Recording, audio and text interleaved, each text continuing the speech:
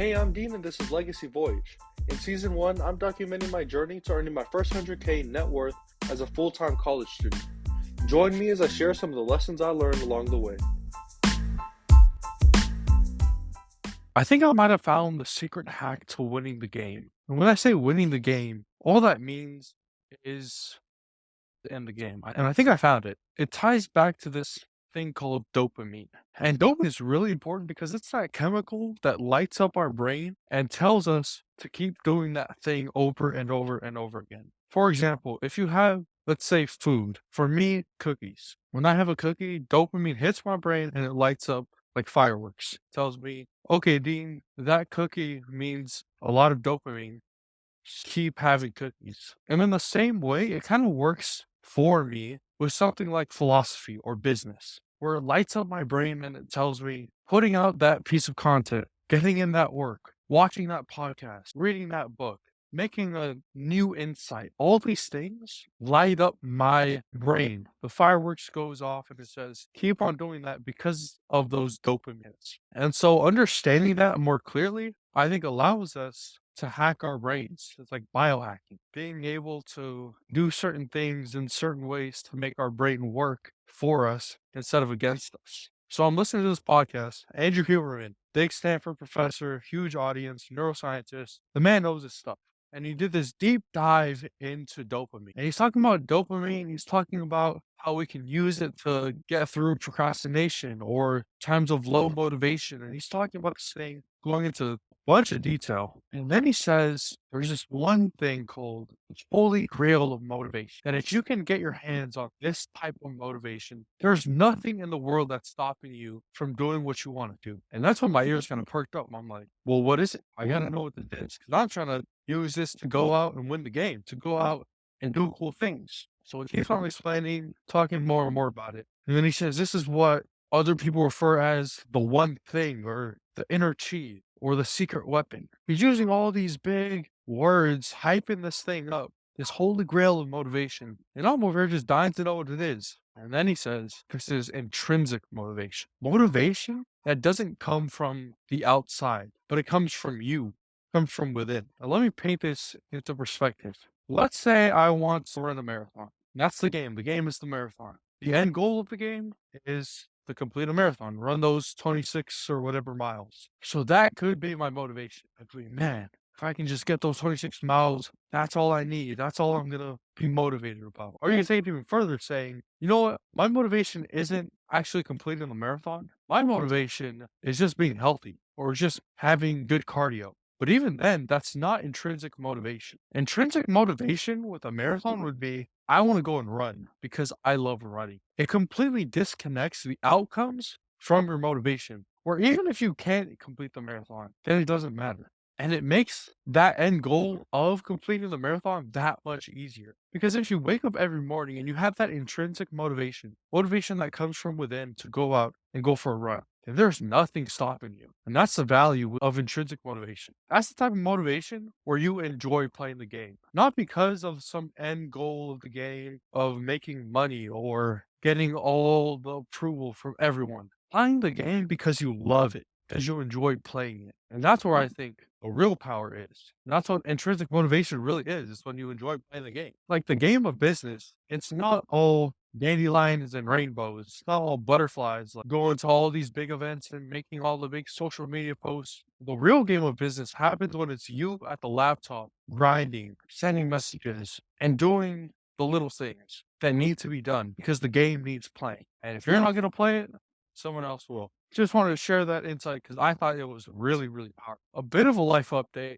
I thought I was dead set on the consulting world. Honestly, now I have no idea. I've been having a whole bunch of conversations with a whole bunch of different people from a whole bunch of different backgrounds, getting a whole bunch of different viewpoints, and I still don't know what I'm going to do. But that's okay because that's a part of the game, is not knowing what you're going to do. And so right now, honestly, I don't think I need to be stressing out as much about my future. Like, I don't need to know what I'm going to be doing 10 years from now. All I really need to know is what I'm going to be doing next quarter. and for the summer. And I think I already have a plan for that, which is gonna go do the startup program with the garage, and then maybe gun for like short term sophomore programs like the Bain entrepreneurship thing and see where things go. Really, I think it's just all a part of playing the game. So we'll see where it leads. Tomorrow, heading out to Salt Lake.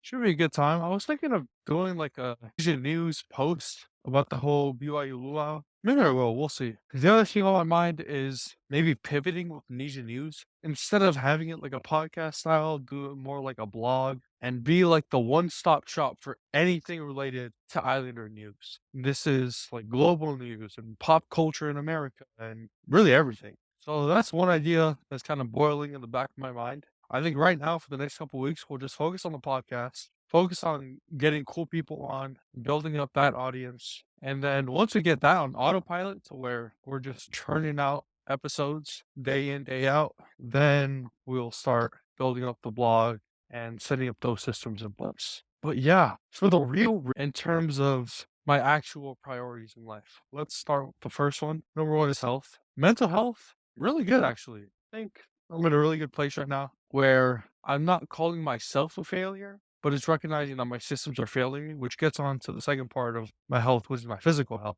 Physical health still hovering around that 23% body fat range.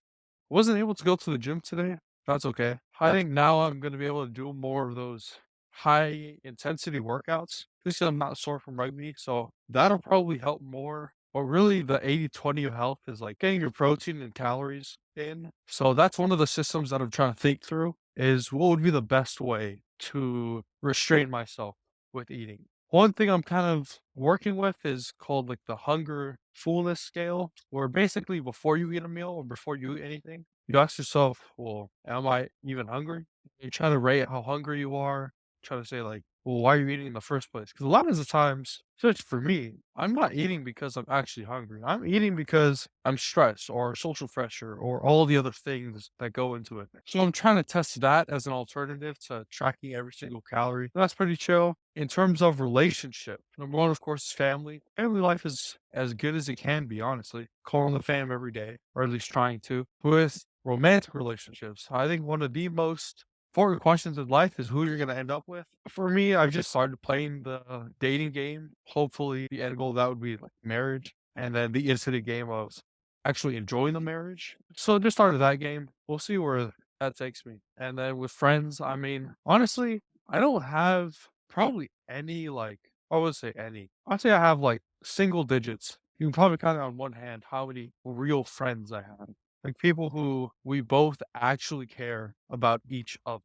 And then the final part is wealth. I mean, honestly, right now, wealth isn't too big of a pressure. The biggest thing as well is really, I think, Nisha news, or maybe Nisha is more under health, or maybe under relationships. It's a passion project because I'm super passionate about this thing, and I'm learning a bunch while I'm doing it. And so it's this nice in between of doing something I love. Hopefully, the world needs it. Actually, the world definitely needs it.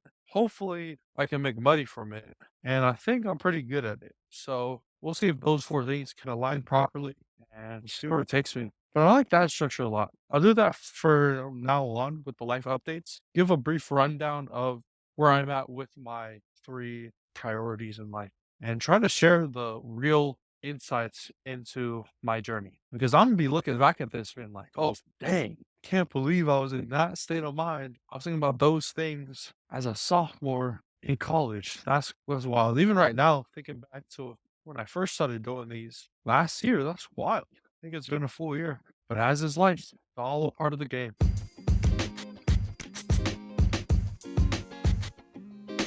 I record these episodes completely free to share success with everyone. So the only thing I ask is that if you learned anything or found something interesting in this episode, just leave a review and share it with a friend. Only takes 5 seconds and it would mean the world. Thanks, and I'll see you in the next episode. Tatok see you.